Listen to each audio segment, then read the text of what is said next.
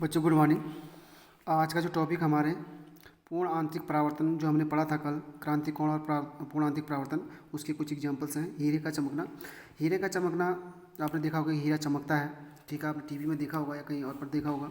तो हीरा जो काश्तकार होता है हीरे का, वो इस तरह से उसको काश्त उसमें करता है, यानी उसकी सतह ऐसे बनाता है कि जो प्रकाश उस पर पड़े वो क्रांतिक कोण से बड़े कोण पर पड़े। ठीक है, क्रांतिक कोण से बड़े कोण पर पड़ेगा तो क्या होगा, तो पूरा सारा प्रकाश क्या होगा आपका एक साथ सभी सतहों से बाहर को आएगा, यानी उसी मीडियम में वापस लौट के आएगा। और जिन सतहों पर प्रकाश क्या होगा आपका क्रांतिक कोण से छोटे कोणों पर पड़ेगा तो उसमें अंदर ही रह जाएगा। इसीलिए क्या होता है, आपका हीरा चमकता है, क्योंकि प्रकाश उसमें क्या करता है,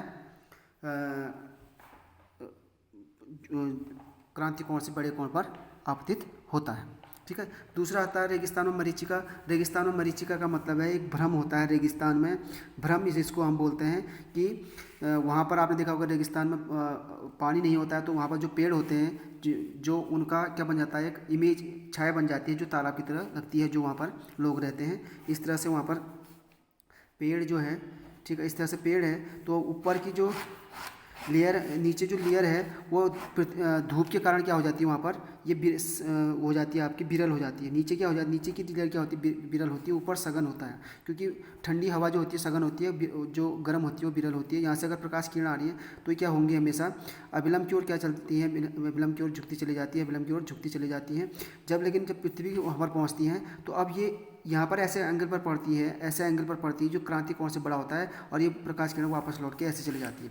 अब जब प्रकाश किरण मुड़ी हुई, इसको हम आगे बढ़ाते हैं, बहुत सारी प्रकाश किरणें ऐसी आएंगी और इनको हम आगे बढ़ाते हैं। तो यहाँ जो ऊपर इसका ये था आपका क्या, ये इसकी इमेज बन जाती है आपको यहाँ नीचे बन जाती है। तो यहाँ से देखने वाला आदमी को क्या लगेगा कि प्रकाश कहाँ से आ रहा है, यहाँ आ रहा है, यहाँ से आ रहा है। तो यहाँ पर ये इस पेड़ का क्या बन जाता है, आपका एक छाया बन जाती है, या फिर जो आपका जो इमेज है वो बन जाती है, जो उसको तालाब नजर आ जाता है। तो ये पूर्ण आंतरिक परावर्तन के कारण ही होता है।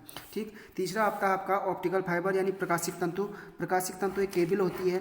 ठीक है, केबल का मतलब ये है कि जैसे आपने देखा होगा हमारा नेट वेट चलाते हैं, तो ये आपका जैसे हम बगल जो हमारे पड़ोसी देश हैं वहाँ पर जो श्रीलंका है, या फिर आप बहुत दूर न जाकर के इंडोनेशिया, मालदीव, ये छोटे छोटे देश हैं।